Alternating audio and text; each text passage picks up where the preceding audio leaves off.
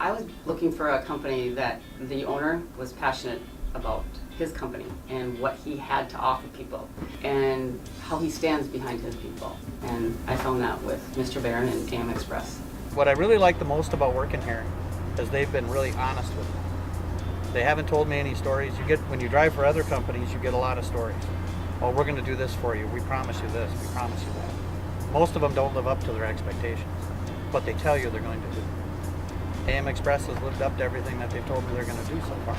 The expectations, or what I'm looking for in a driver, would be somebody who's dedicated, somebody who's disciplined. It takes a special type of person, a personality, to be a driver. It's not an easy job. I get that. You are in traffic. That's your job, is to drive. You have to be a very patient person. You have to be patient in traffic.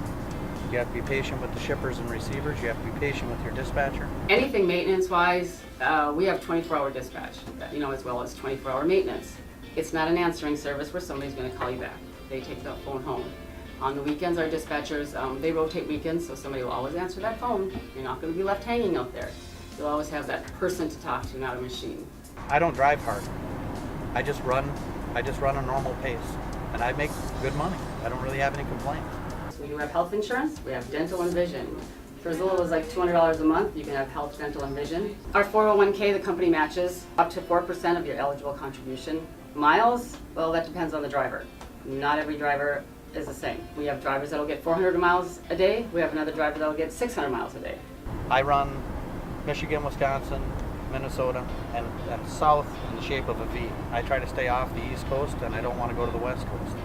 And they've accommodated that. They need to have at least 2 years experience, current experience, within the last 3 years. A pretty much clean MVR, no DUIs, no major accidents within the last 3 years. A clean PSP, which is basically a company's CSA scores, how many times you've actually had an inspection and what that inspection has discovered.